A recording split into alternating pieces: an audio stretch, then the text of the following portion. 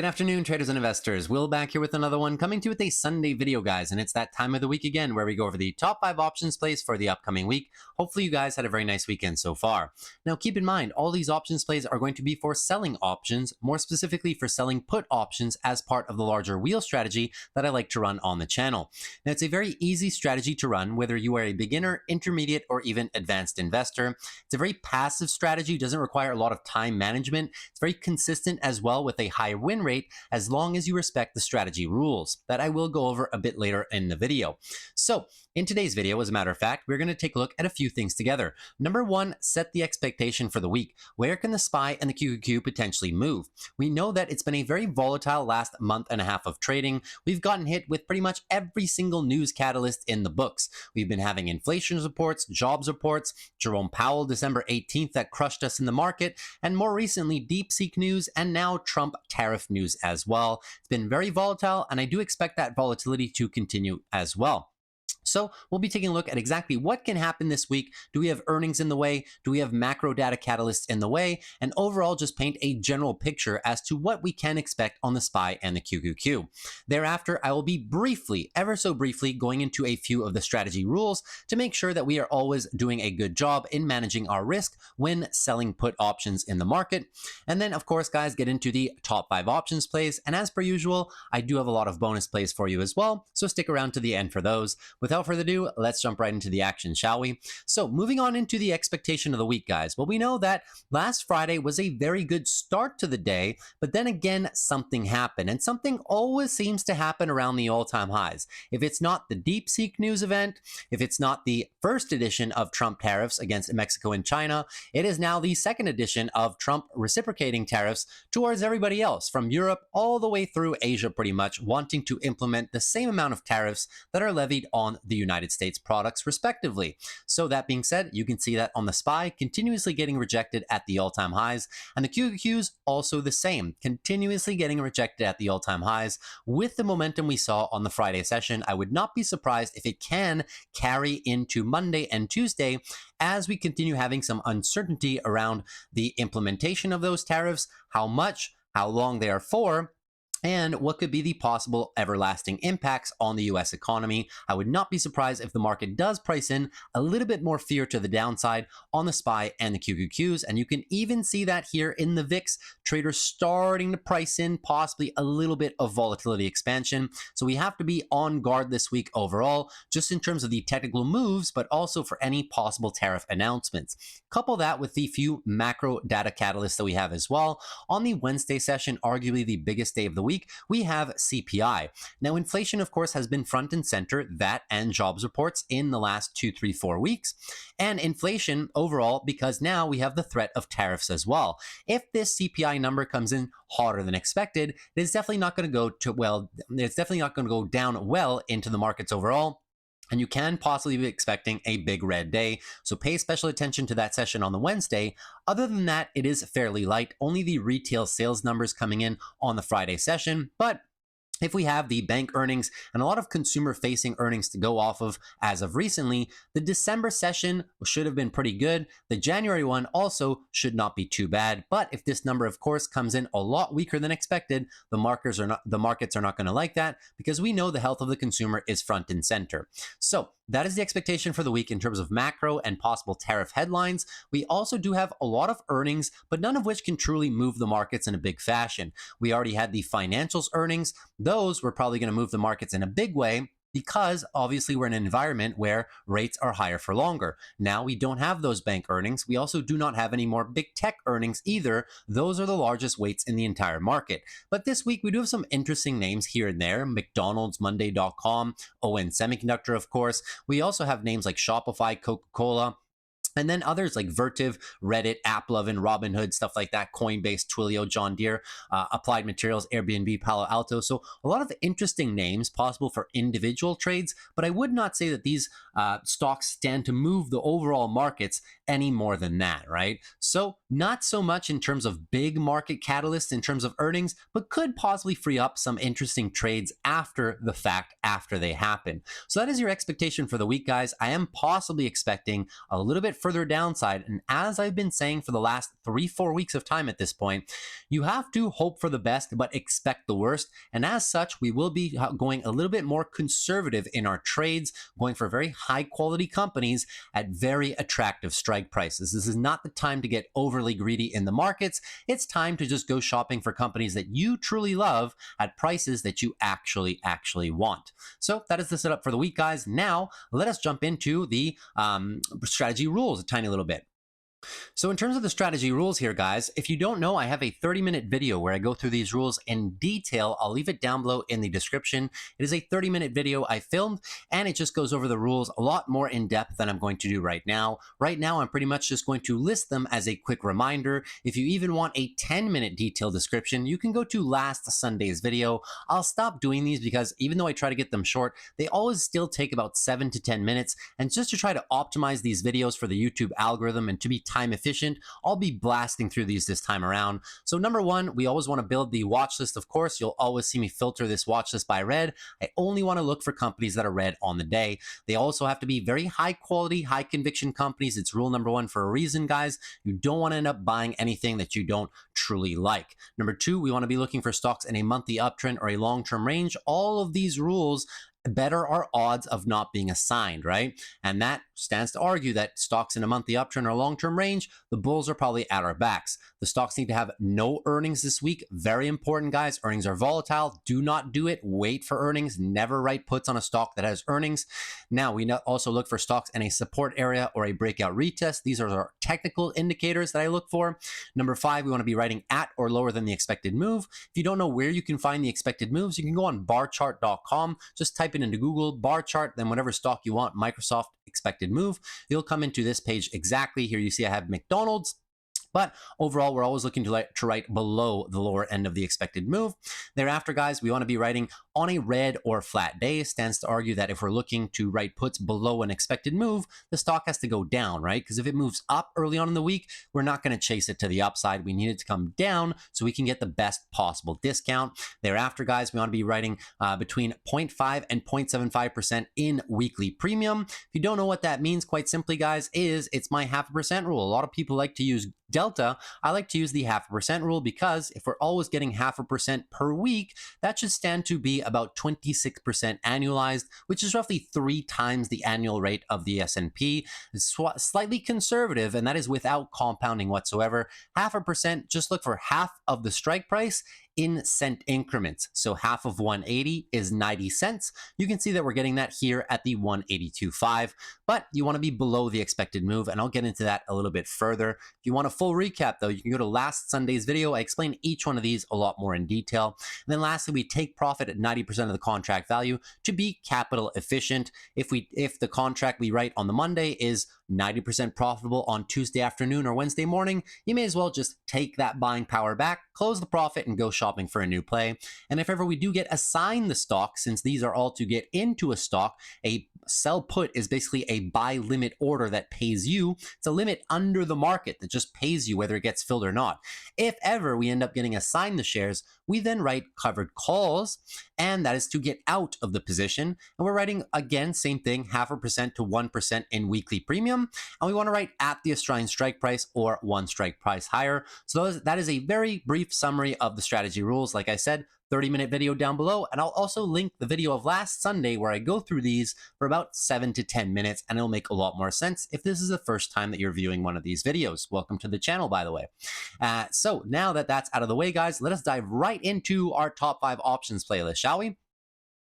So stock number one is going to be a very good one. We were just literally on it. It is going to be Google. Now, I love Google for a number of reasons. Number one, of course, is the valuation and the bright prospects of the company. Revenue and EPS growth are fantastic. They had a record amount of free cash flow last year, and they're growing their cloud revenue by 30% year over year. Fantastic company, trading right around a 1.4 peg. Very decent, but also on the technicals, they are coming into a very nice area of prior support. 180 down to about 175 is the sweet spot for me. Put this on the monthly time frame, it makes a lot more sense. This is a very beautiful monthly uptrend that Google is in right now, if I can actually draw a line. Now, looking for the higher low for possible further trend continuation. So I want to be looking around the 12 EMA on Google, which is roughly 180 horizontal support with the confluence of that AMA, which is about the 175 mark. So 180 to 175 is the sweet spot on Google for me. I would love to buy this company down there. Good thing for us, it's coming down and it's coming down hot into us. So if Google has another bit of a decline, comes down into our expected move, the expected move this week is 182.53. So we want to be looking below that. Good thing I'm already on the options chain. So we can see here that 182.5 is paying $1.03. That is above the half a percent rule. Quick reminder, guys, just divide the strike price by 2. And if you see that on the bid in terms of cent increments, that respects the half a percent rule. If you want me to do the math, I always do this. 0.9, let's say, half of 180 is 90. So you divide 90 cents divided by 180, that is literally half of a percent on the bid. So you can see here that we want to couple it being below the expected move of 182.53. And the 182.5s are, yes, technically below the expected move, but by a few pennies, right? We want to be going a little bit lower than that. The problem is that at 180, there is not half a percent. So we need to see Google come down a little bit more early in the week, Monday or Tuesday. And if it does come down, think 185, 84, 83, that most likely will free up maybe it will free up the 180s, but maybe even the 177.5s. And if for some which reason Google has another 3% day to the downside on Monday, already coming down into the lower 180s, then we may even be able to find the 175 strike. So depending on how risky you possibly want to be, for me, it'll be either the 180 all the way down to the 175. Be dynamic with your strikes depending on the size of the move down on a Monday or Tuesday. The best is you have to go as low as you can go while still getting half a percent. So I would love to get the 175s, but I'm not opposed to doing one of these 3 strikes. I think it's a fantastic area for Google overall. That is it for stock number 1. Stock number 2 is going to be SoFi, another company that has been pulling back now for a few weeks in a row. And we know that SoFi has been establishing some form of a level of support here at the $14 range, and that area has come into the past as well, all the way back here in 2021. They're trying to build a shelf of support, but if you want my honest opinion, I would also not be surprised if we can pull back lower, even into the 13s. Why? Well, the secret is all on the monthly chart. We are looking for the monthly expansion, but now we're in a little bit of a monthly consolidation phase, and I would not be surprised if the markets tend to be a little bit tedious with us over the next few weeks. It can possibly be dropping down here progressively, right? That being said, the expected move this week is 14.15. I don't mind 14, but I want to be greedy with this one. I want to get it as low as possible, right? So let's go see on SoFi how low we can actually get some premium down there in the 13 range. We can see at 13.50, well, there's only about 6-7 cents there. Technically speaking, that is half a percent, but I want to see a little bit more. You can see at 14, which is under the expected move, there's about 12-13 cents there. That's close to about 1% per week. Very decent. However, if SoFi drops Monday morning or maybe into Tuesday morning as well and comes down here into the lower 14s, that is definitely going to free up the 13.5s, maybe even the $13 strike. So I would love to get either the $13.50 or the $13 strike, and I'll be looking for 10 cents on either of those. You'll probably only get the 13s if SoFi has like a minus 5-6% day on a Monday or Tuesday. That being said, I would love to buy it down here in the 13s, as thereafter, if I do get a sign down here, I can further DCA into the actual big level of support, which really starts at about $12, $11. So I want to be following this one down, buying as it comes down, because my outlook for the company is very good. They had great earnings, profitable now as well, growing a decent amount with their customer base too. So this one has all the recipes of a very good stock in the making for this coming year, but may just need to see a little bit more consolidation before it's ready for that second massive leg of upside. So that is stock number 2. I'll be looking between 13.50 if I can find it. Now, stock number 3 is going to be Microsoft. Now, I know what you might be thinking. Well, Microsoft requires $40,000 in capital to write a short put, and you would be correct. This one is not for everyone. I'll show you, however, how we can play this one with a small account when I'm done here in about a minute and a half. Now, moving into Microsoft, the range right there is 405 down to about 390. It's a long-standing range of support. It's been here pretty much since January of 2024. So over a year's worth of time trending in this support range, or above the support range rather. Very strong and very solid area for the bulls. The fundamentals for Microsoft are always fantastic. We covered their earnings just a few short weeks ago, and Microsoft right now has a very good problem. They have too much demand. They are supply chain constrained, meaning they cannot pump out enough data centers to keep up with the demand. Keep up with what demand? Are they spending $80 billion on a chatbot like ChatGPT? No, it is for demand for their customers. They warehouse data, they process data and analyze data for the customers. They have too much demand for clients for their services, and they cannot keep up with the demand. That's why they're spending so much money, and the market is not understanding that right now, and the market has sent this one down in a tremendous fashion. Now, the expected move for the week on Microsoft is 401.76. This is one of my favorite stocks in the entire market. So whenever I get to play it, I always usually do. 401.76. Now let's take a look here on Microsoft if we can find some premium down below there, below 401. As we can see at 401, well, at 400 below the expected move, there's not 0.5%. Half of 400 is roughly 200. You need to see $2 on the bid right here. We are not seeing it. We are only seeing it at 402.50, which, to be fair, is above the expected move. So we can't really go with that one. We need to be under, and at 400, there's just not enough premium. So what do we have to do? We have to wait a little bit. If Microsoft has another leg down into the support range coming into the lower 400s, that will free up not only the 400 strike, but maybe even better, 397.5 or maybe even the 395s. And if for ever which reason Microsoft has a really bad day on Monday, 3% to the downside, bringing you down into 400 right away, then you may even be able to get even better. Think the 392.5s or the 390s. So I want to be going as low as humanly possible on this stock. I really don't mind 400 down to 390, but we want to be dynamic, go as low as possible on this chain while still trying to get that $2, roughly $2 in premium. Now, if we don't have enough money to play Microsoft, how can we do it with a smaller contract? Well, this is where we can use MSFU. MSFU is a 2x leverage version of Microsoft. Now, I know what you might be thinking, 2x leverage ETFs are risky, and I would agree, but at the end of the day, guys, it is Microsoft, right? But we do not have to play it that aggressively. These are 2-week contracts. Technically, they only have monthly contracts on this one, but the next expiry is February 21st. Now, do I want to be playing this one super close and getting greedy with the premium? No, not at all. As a matter of fact, you would rather play it more conservative than not, thinking about the 33, 32, 31. On MSFU, if we were to take a dip all the way down there to 32, that would be a drop of roughly, let's call it 11%. On Microsoft itself, this is 2x leverage, right? So on Microsoft, that would be a drop of 5 to 6%. I would be a buyer down there, which is why I will be targeting myself if I look to play this one. I'm already in, just a full disclaimer, I have the 34s and the 33s.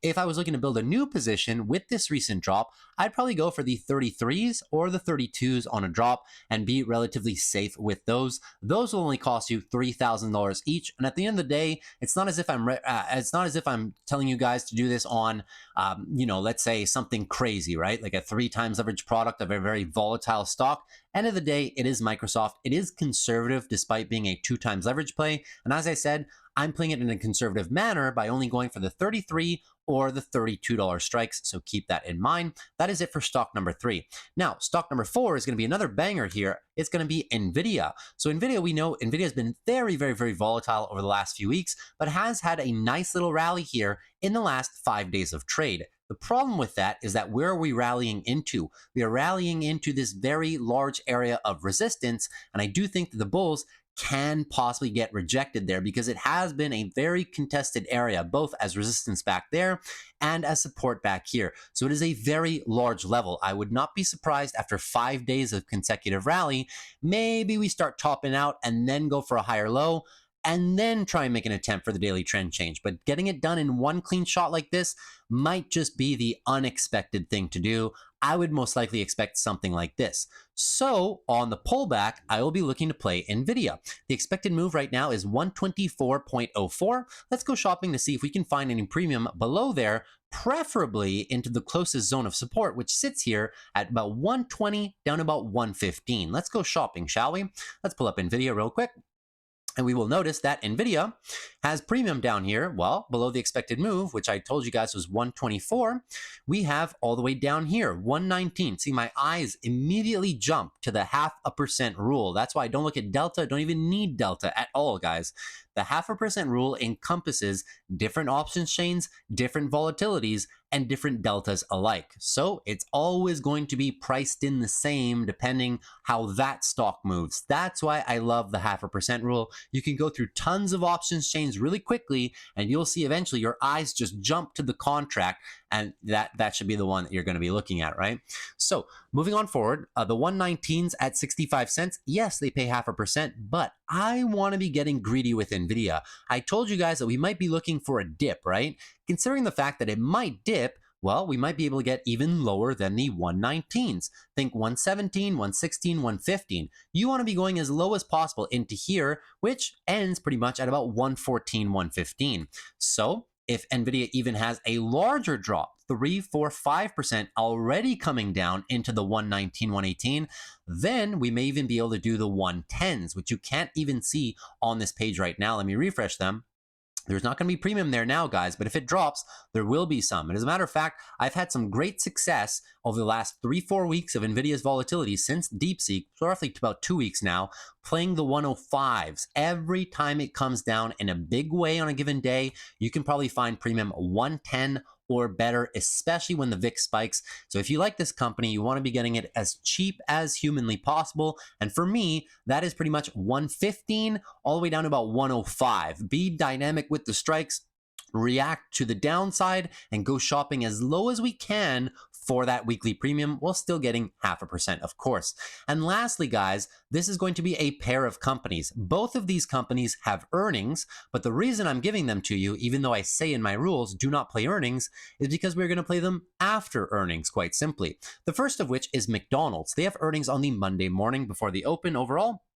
And as a whole, guys, you have the full week of premium thereafter because they're before the open, right? So you get to see the move and get to trade it pretty much right after. So that being said, McDonald's is an extremely high quality company. The next support zone is down here, 280 down about 272. The expected move with earnings is 285.13, slightly below the 200-day moving average, which is this green line right there, and pretty much lower than that is our support zone. So I think you guys know what I'm going to say, right? If earnings comes down into the expected move or lower, and we can find some premium down here, 280 to 275, I will be a very big fan of possibly firing off that trade. Keep in mind as well, this monthly chart looks very good for McDonald's overall. The bulls are looking for the breakout, the retest, and the possible run here. So if they get a little bit more of a setback with earnings, they will also be testing this orange line, which is the 12 EMA. Now, over the last couple of years, we've only broken it a few times. This one right here, back in April and June of last year, or April through June rather, this was COVID. But prior to that, guys, you can see it's been almost, 10 years. And McDonald's has only broken through that monthly 26 EMA 2 times. All the other times it tests it, it gets rejected pretty hard, and people really start buying the dip aggressively, which is why I want to start positioning on this company if we get a test of that again. So McDonald's, pay attention to it if you can find the 0.5% rule around 275, 276 type of thing. Even 277.50, that is what I'm going to be looking for, okay? So I can't show you the options chain because unfortunately, the options chain already has the volatility for earnings baked into it. So these numbers will definitely change. There's a lot of volatility in these and it will go lower. But the stock also goes lower and we can find 0.5% here. How much would you be looking for, guys, right? Half of 28 is 14. Good. So now we're looking for $1.40. So between 275, 277, you can find $1.30, $1.40. I'll probably go with this trade. That's on the Monday after the open, of course. Stock number 2 that has earnings this week that I want to play after earnings, not before, is Coca-Cola. So Coca-Cola has earnings Tuesday morning before the open. So you then have Tuesday, Wednesday, Thursday, Friday, all of that premium possible to be had in your pocket. Coca-Cola has been making a very nice move recently, but the longer term timeframes hold the key. Very big area of congestion here for Coca-Cola and has been for the last roughly 1.5, 2 years. Massive breakout, retest, and possibly run on the monthly timeframe using some support. And you can see the bulls have been doing a great job in the last I don't know, 12 weeks ever since I've been telling people on the channel that I was playing this stock. Has been a very profitable one, playing short puts down in this range, right? So in the event that after earnings, they come back down into $62, $61, that's where I'm going to be looking for to play Coca-Cola. Now, of course, these premiums as well, if I were to go on the options chain, there's going to be a bunch of volatility. So any number that's going to be there is going to change. But if I'm looking for 62, 61 strike on a drop, let's say it drops 62s and then maybe even lower. If it drops even lower into the 61s, and I'm looking for either 61 or $60 strikes, how much premium do we want, guys? Half of 60 is 30. You're looking for 30 cents on the bid. So pay special attention to that on Tuesday, of course, if Coca-Cola is a stock that you like. If it's not, well, of course, then feel free to skip this play. Now, that is pretty much everything, guys, for the top 5 options plays. Now, let us dive right into some bonus plays. Now, the bonus plays, guys, it's not that they're not good. It's just that some of them are either not ready yet, or some of them are too risky for the actual top 5. In the top 5, I try to put some very high quality, high conviction companies that kind of everybody can kind of get inspired from. The bonus plays, sometimes a lot of them are more risky, so not many people will like them. Or number 2, they're just not ready yet. They're on my watch list on the back burner, but they're just not quite ripe yet. Now, let me fire off a few of them for you, shall we? So you get what I mean.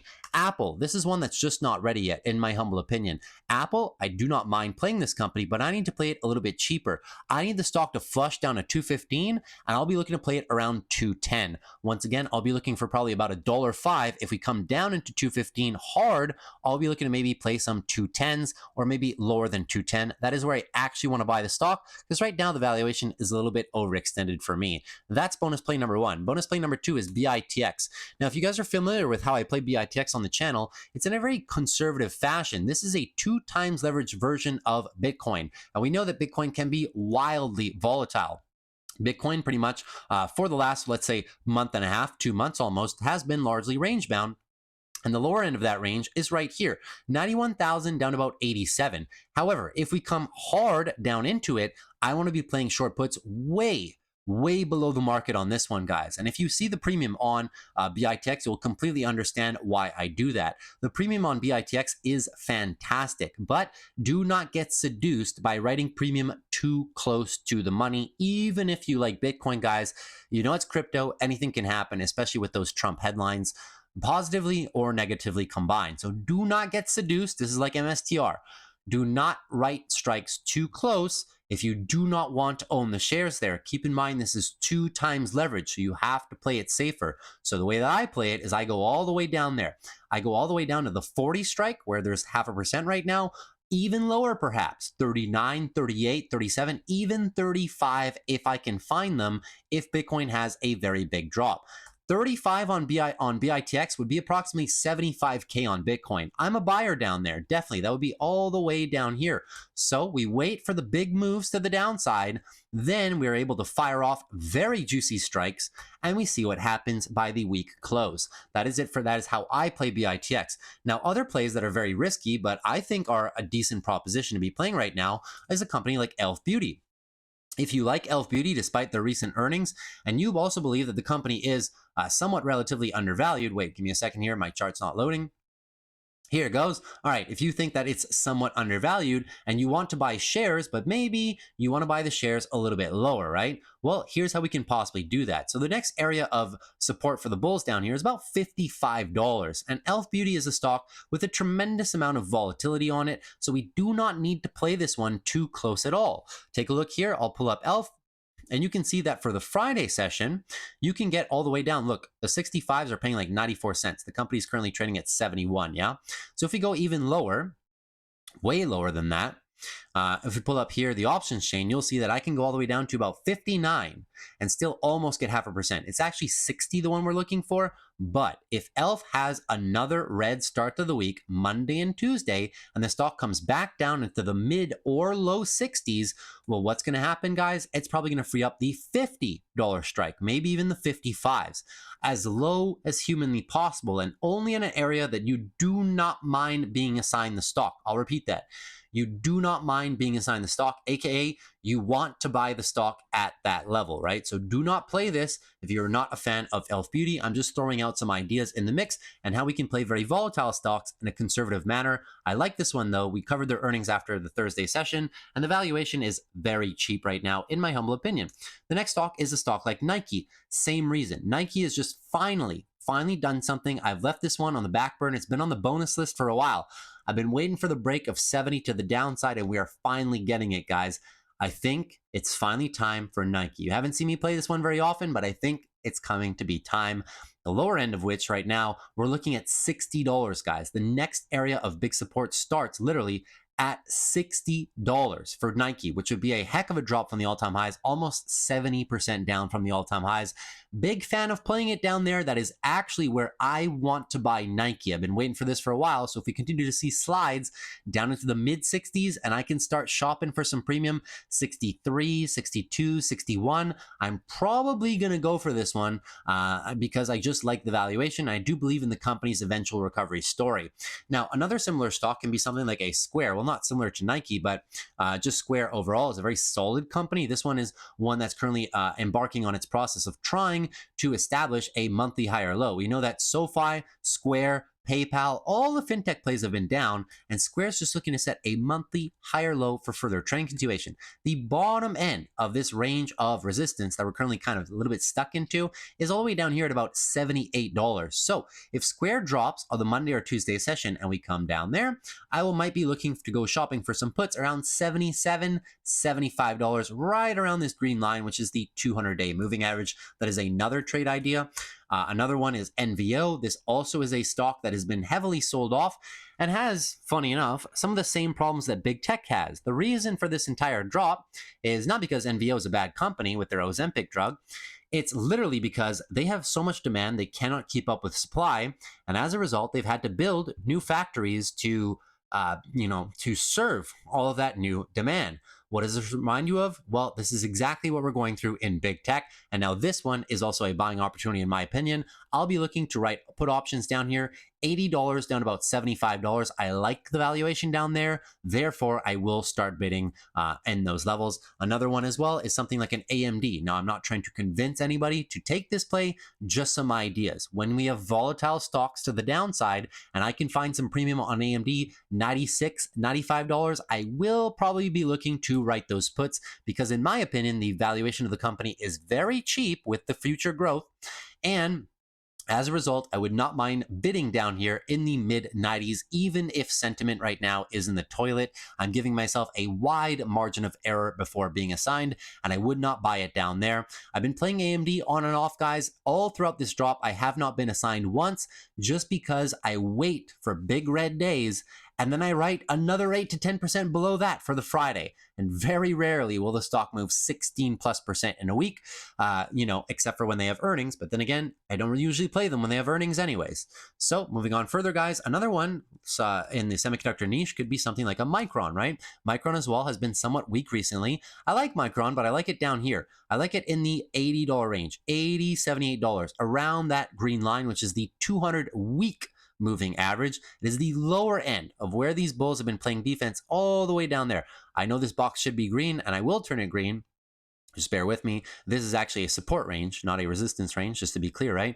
I like it down there, guys, but I want it low. I want it as low as humanly possible because semis are out of favor. If I can find 80, 79, 78 or better, I'll probably do some Microns down there. And that is pretty much everything for the bonus plays of the week. There are two bonus plays that I'll be looking for after earnings. And they are, number one is Airbnb. Number two is Palo Alto. I will just give you the levels. These are on Thursday after the close. So the next time we can trade them is on Friday morning. But I'm not going to write same day short puts for this Friday expiry. If they come down and I like the levels, I'll be looking for the next Friday. But I'm giving them to you now because I won't see you guys for these types of videos at least until next Sunday pretty much, right?